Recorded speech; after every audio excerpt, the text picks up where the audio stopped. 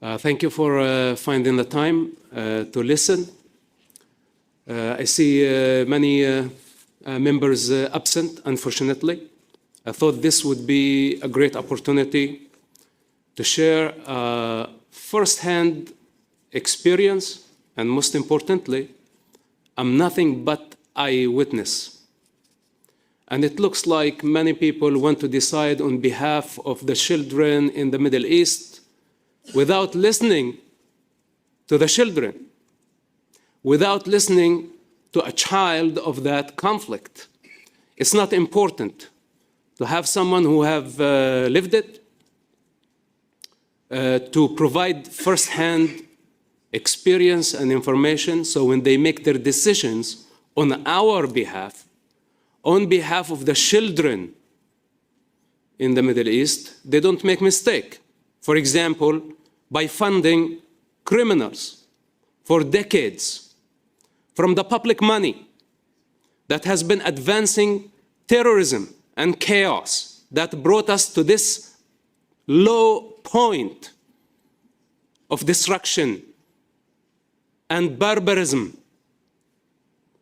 And of course, none of them would take responsibility.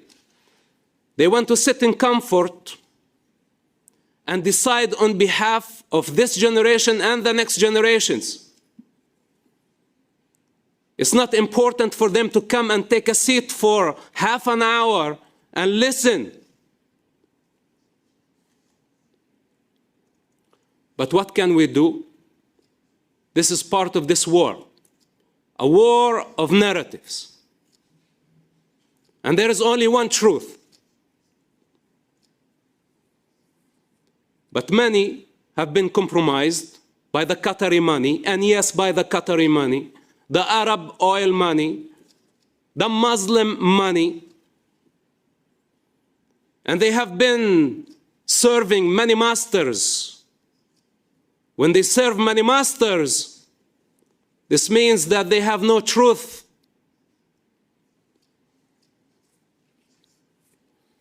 I was born back in 1978.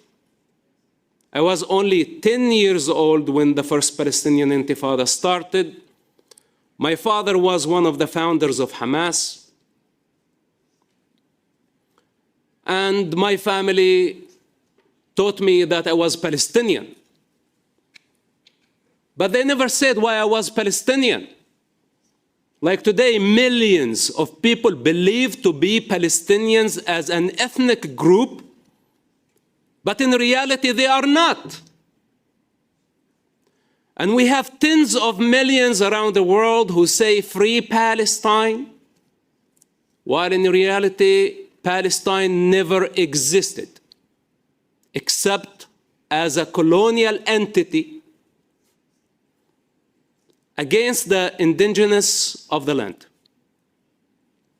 I'm not saying that there were no Arabs in that region, but for some reason, Arabs were allowed to take their caravans from every destination in Arabia with no political borders to come and profit from the British mandate of Palestine. But the Jews who had to go through the Holocaust and the ethnic cleansing on the hands of Ottoman Empire for approximately 400 years, then the ethnic cleansing in Europe, then the Holocaust, they did not have the right to take the boat and escape the hell of Nazism to come and find a safe place where they could survive. This is a crime. It's colonialism. But for all the Arab and Muslim invaders who came to profit, who did not have any connection to the land, that was legitimate. So I was supposed to believe that I am a Palestinian. But what makes a Palestinian, nobody has the answer. What makes the Palestinian different than the Egyptian or the Jordanian? It's not a human race. It's not a distinct language. It's not a religion. It is nothing but a violent ideology that was established as a hostile movement to annihilate the Jewish people from that land. The continuous Islamic, and I insist to say Islamic, attempt to kill the Jewish people. And that brings us to the ideological dimension that many of us are in denial. Why? Because we have 2 billion Muslims around the world and we don't want to piss them off. So most of us stick our head in the sand in denial. While it's in the Quran, it's in the Hadith, that it's an Islamic belief based on the Islamic most trusted sources, that the end times will not come and the Mahdi, that's the savior of the Muslims, will not return until the Muslims annihilate all the Jewish people, not only in Israel, but worldwide. This is not only human delusion. They have been acting on it. It's a legislation. Many out there believe that Allah gave them the authority to punish the Jewish people. First, Allah chose the Jewish people. It was His chosen ones. But for disobedience, Allah wanted to punish the Jewish people. And now the Muslims functioning as the sword of Allah on earth to punish the Jewish people and all the non-Muslims who don't submit to Islam. This is the Islamic law. And all those who try to sell the West a peaceful version of Islam, they are liars and they are lying. And their claim is baseless. Okay, this is too controversial and I did not come here to say things about Islam, but this is very important to understand as a foundation of this conflict. Because if we really want to find a solution, then we need to understand the dimensions of the conflict. And the ideological dimension of this conflict is the most significant one, in my humble opinion. This is how I was conditioned. As a Muslim, then as a Palestinian, and I think both identities are false. They stole our individuality as children. We were born free, children of earth, children of the divine. And they gave us false identity. They said, you're a Palestinian now. Fight for this identity. It's so important to you. And who created this? A con artist from Egypt, born in Egypt, with an Egypt accent. His name Yasser Arafat. A global terrorist who wanted to globalize the Intifada and hijack commercial airplanes and blow up athletes at Munich Olympics. And we can go on and on of the Palestinian global terrorism as a mean for political and financial gain. He never been there. No evidence. With the Egyptian birth certificate. And this is the father of the Palestinian revolution. The most corrupt revolution on earth that does not have concern towards the Arab or the Jewish children in that region. Please notice, my ethnicity is not Palestinian. We are Arabs of Judea and Samaria. That's an ethnic group. This is ethnicity. But Yasser Arafat did not want us to go to school. This is why, when the first Palestinian Intifada started back in 1987, the masked men used to come to our school and ask us to leave, to go to the checkpoints and throw stones at the Israeli army.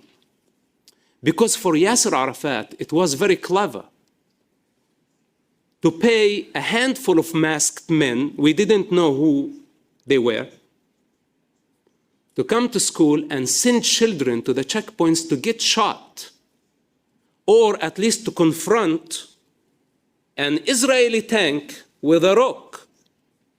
This image attracted the globe and attracted so many people to see the bravery of a child throwing a rock at a very advanced weapon. So many people sympathized with Yasser Arafat in his movement. They funded Yasser Arafat. And Yasser Arafat got addicted to power, to fame, to money, to prestige, and now this became his game. He assassinated his political rivals. He self-appointed, or he appointed himself as the leader of the revolution. And he built billions of dollars. Where did that come from? The Arab oil money and the European countries who funded him to try to silence him. This is the game. The more money you give this corrupt revolution, the more they will sacrifice children. Not only Jewish children, but also Arab children. And of course, people in the West cannot understand a culture that is willing to sacrifice its own children. But I'm a living example. When my father had to choose between his ideology, between his hypothetical Allah that he is worshipping and his son, he chose the cause to maintain and protect his public image that he has invested more than 60 years in falsehood, false identity of a Palestinian, of an Islamist. This is not who I am, and it's a choice to know my roots as a child of the divine, as a child of the universe, as a child of earth. That today I choose the highest interest of humanity, not the interest of the tribe. That this is Palestinian, etc. Who cares? And how many children are they willing to sacrifice for this sick ideology? And today we have so many sellouts in the West who scream out loud, "Free, free Palestine," forsaking the hostages. Naturally, when we have a hostage situation, humanity should get united to say, "Free the hostages," the most logical thing. They represent all of us. They're just civilians that they have been kidnapped from their backyards, from their living rooms. Infants, children, elders, Holocaust survivors, mostly farmers from a liberal community that actually believed in coexistence and peace. And the entire world suddenly got united behind a concept. They choose a concept over humanity. It's so obvious that our crisis is bring the hostages and save the children from those who have hijacked the entire society and booby-trapped one of the most populated areas in the Middle East to kill civilians for political and financial gain. But for some reason, many of us are confused, and we have been choosing an ideology, a concept over humanity. And of course, they have been posing as they have the higher moral ground. They all speak on behalf of the children, of the victims of this conflict. Well, how can you be speaking on behalf of the children, but in the meantime, you haven't condemned Hamas? On one hand, they support the resistance. They claim that this is a legitimate resistance against occupation. But we tell them there was never Palestine. It was never as a country. It's not a people. And if there is no such thing, how can it be occupation? Usually you occupy something that is a country, that is an ethnic group, that is a nation. But what, you occupy something in the air, a concept that never existed? In fact, Israel fought against colonialism. They paid in blood the bills, and they earned their independence back in 1948. Only the Jewish people fought against colonialism. And prior to the British, they were the Ottoman Empire, which basically invaded the entire region. And that's it. There is no Palestine in between. A colonial entity that existed from 1918 to 1947 or 1948. That's approximately 25 years of a lifespan. So, why the what so-called Palestinians believe that they have they have inherited such entity? Well, the Jewish people also were called Palestinians during that time. All the residents of that region had a Palestinian passport. Druze, Christian, Arabs, Jews, all ethnicities. So what makes now only the Arabs unique to this identity? It's madness. And so many people are believing. So many believers. This is what we are dealing with. So they inverted the narrative. And we don't need to look way back in the past. We can just look into our lifetime. Since October 7. Savages. They broke the fence. They went into peaceful communities. They wiped out more than 20 peaceful communities based on their religion and based on their ethnicity, based on their race. And that's the very definition of a genocide. Genocide is not defined by head counts. To say, let's say, if we kill more than 5,000 people, this becomes a genocide. No, genocide is defined by why the people have been killed. And the only people who were killed based on their religion and ethnicity are the Jewish people on October 7.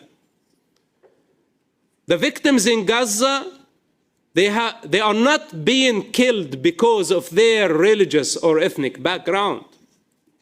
It's a collateral damage because of the lack of responsibility of their government. For all those who claim to say what's happening in Gaza is a genocide based on the head count, they are contradicting the dictionary and the reality. Israel has been doing everything within their ability to minimize the civilian casualty by giving people 2 weeks in advance, revealing the military plans. Evacuate this area while the terrorists evacuate with the civilians, dressed up like women, like civilians. It's very obvious for any person with intelligence to see that the terrorists have been trying to maximize the civilian casualty. Then they did not stop there. They exaggerated and they lied about the statistics. Then humanitarian organizations, the United Nations, the European Parliament, everybody considered the Hamas narrative and the Hamas lie as a source. They haven't been on the ground. They did not count the numbers. They don't have the birth certificates or the death certificates. But somehow they reached the point of saying 40,000 casualties. But even if that was true, why are they surprised? In the most populated area, when terrorists hijacked schools, hospitals, mosques, churches, every sacred zone, they did not leave the civilians even with one safe zone to go. And since the beginning of the war, I said evacuate the civilians. Pressure Egypt to open the border so the most vulnerable civilians can evacuate and we go in and eradicate this cancer, because we cannot afford another Gaza war. This is not the first Gaza war. It's the fifth. And every time the terrorists sacrificed civilians, we rewarded them with what? With money and power and legitimacy. So every war they came back stronger. And this last war, they doubled down, they tripled down on this evil practice. And now they are expecting from the West, from the free world, to come on its knees and beg them, please don't hurt more children and we will give you whatever you want. You want a Palestinian state? We will give you a Palestinian state. Even that means at the expense of already established democracy. That is not only a democracy for the Jewish people, but also for Muslims, Arabs, Druze, Christians, all type of people. So we have now governments that have been pressuring Israel, blaming Israel, delegitimizing Israel, not realizing that Hamas game and the Palestinian game has been to delegitimize Israel, to discredit Israel, to criminalize and demonize Israel, while in reality this is not the truth. So the more we believe them, the more we will get divided. Because I don't think any power on earth will be able to push Israel to the point where Israel will have to compromise its security and the future of the Jewish people. We all know that this is a red line. So how can we pressure Israel to do the impossible? To give up security, territory, and just give it to irresponsible lunatics, psychopaths, and tell them, here you go. Take power, take money, and whenever you wish, you can just invade us, take hostages, kill our people. There is no leader in Israel that can afford doing this. If I was the leader of Israel, I would not agree to it, even if it means total and absolute sanction from the globe. And not to mention that Israel is a superpower. So why push a superpower, a democratic system, all the way to the corner in favor of no people, in favor of political gangs that does not have even a legitimate leadership? Their main crisis, that they cannot agree on one leadership. I wish that it was only a snake with one head, that we can actually try to reason with it. But it has 99 heads. So we are going nowhere with this. But of course, many of us say, then what is the solution? And I'm not here to draw a very dark image, but we need to understand the reality of the situation. And this is why I talk you on multiple dimensions, and this is not the end of the story. This is just barely the tip of the iceberg of this 1400 years of Jewish hatred.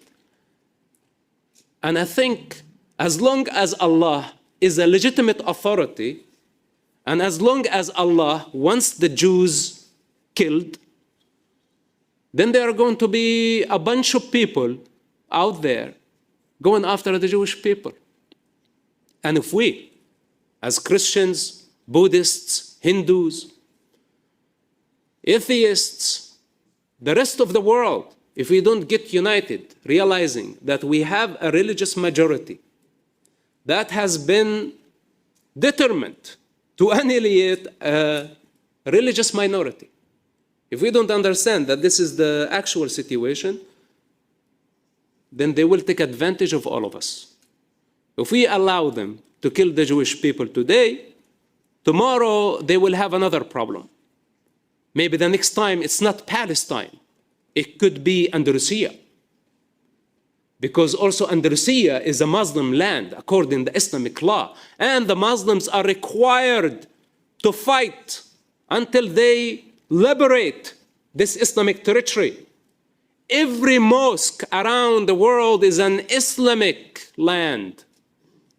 And I dare you to try to shut down one mosque in Europe, especially if they mix or don't separate religion and state or mosque and state. This is the challenge. And this is where they contradict a fundamental of the Western or most Western constitutions, that no one is above the civil constitution. But Allah and the mosque are two authorities above. And Muslims don't separate between mosque and state. Now, they are in violation of the laws. Now you as lawmakers, go and try to say this mosque violated the law, we want to close the mosque. They suddenly become angry.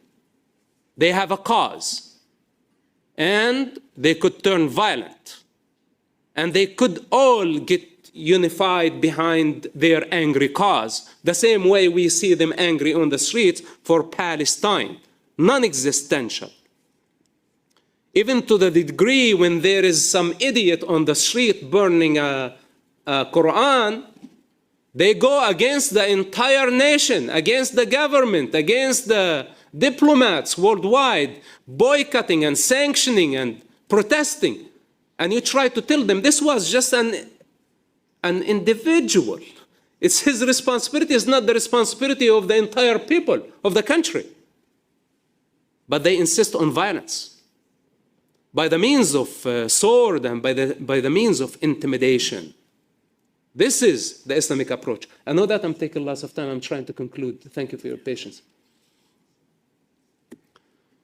So the situation in Andalusia could be next, and we all living the modern day Islamic invasion. Many here, leftists, or they claim to be liberals, Democrats, they want equal rights. And we simply tell them, what about equal responsibility? Decent citizens show responsibility, hence they have equal rights. But criminals, terrorists, invaders, illegals, they haven't shown any responsibility. So why they are entitled for equal rights? What do we do to the criminals who violate the laws? Don't we imprison them and strip them from all their rights? Suddenly we give them just the minimum human rights in a cell? Why? Because they are criminals. Why don't we give them equal rights as well? Citizens who show equal responsibility, they are entitled for equal rights. Otherwise, it's a different story. Now, keep in mind, Andalusia and Palestine, They're very similar concepts. If Hamas and Palestinians succeed in pressuring the world to manifest their Palestine, which I don't think is a possibility, then there is going to be another concept, a different name, another angry cause to justify their violence. And I don't want to see this.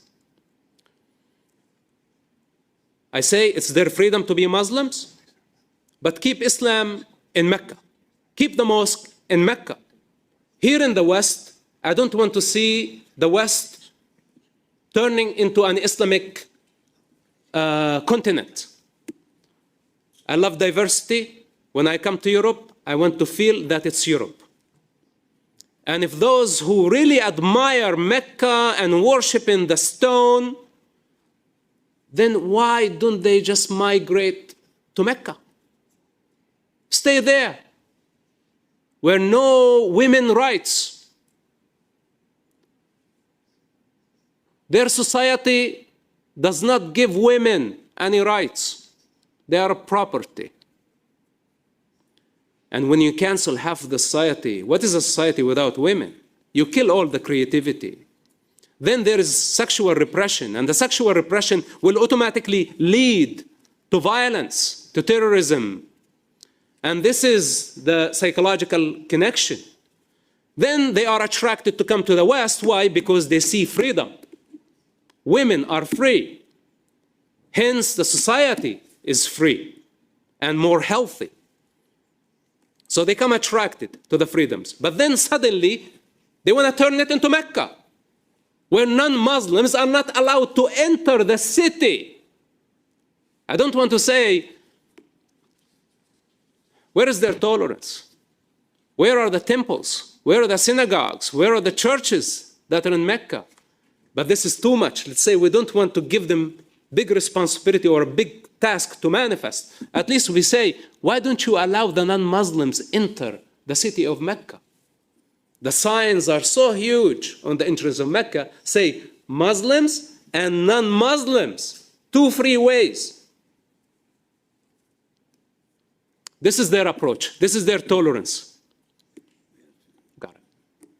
So tomorrow they could do the same thing here in Europe and everywhere in the world. So we need to be aware. We need to be aware of the fundamentals of this problem in order for us to provide good solutions.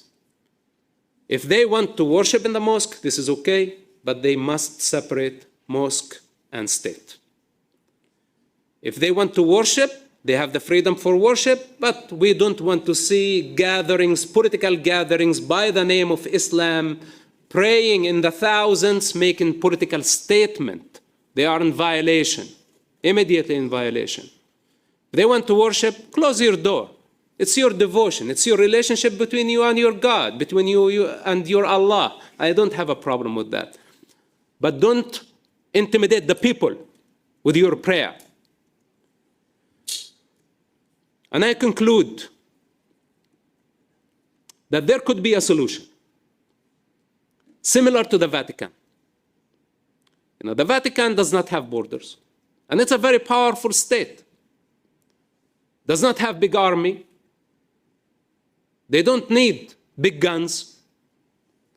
And that model could be manifested in the Palestinian territories, or let's say the West Bank.